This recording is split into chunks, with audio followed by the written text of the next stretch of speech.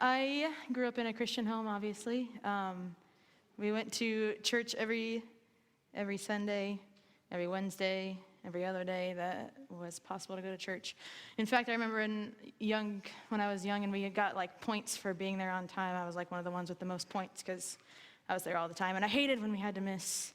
And I think the difference between me and some other pastors' kids is I really enjoyed going, and I wanted to go. I did not ever feel like I was forced to go to church. When I was, I don't really know, 6, 7, or 8, at one of those ages, it must have been talked about in church about accepting Christ into your heart and becoming a Christian. And Lindsay must have heard the same story, because one night, before we went to bed, we were in bunk beds, and I think I was on the bottom one and she was on the top one, or whatever.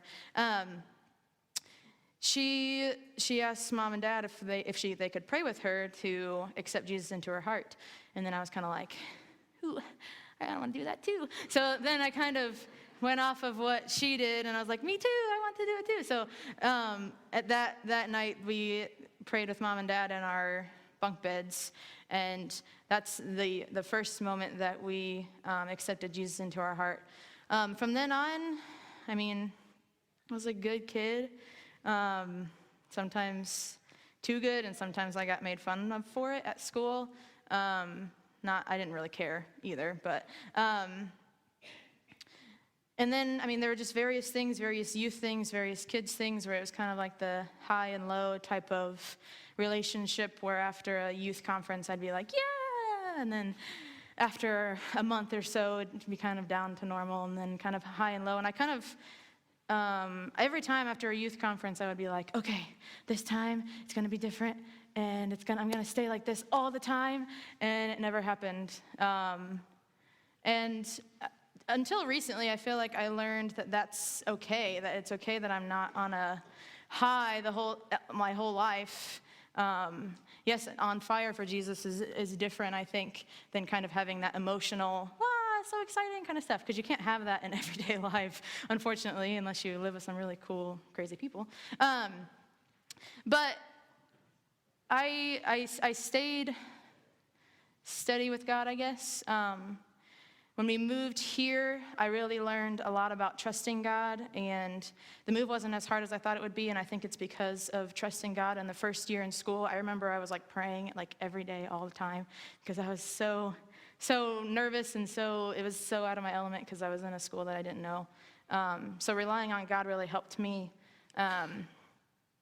And so I'm thinking nowadays, I was thinking, okay, my story is kind of straightforward. So I'm thinking, how nowadays is God still teaching me and still whatever? And so I think it's weird. I think God gives me some moments in my life, some like time periods in my life where he's teaching me one thing.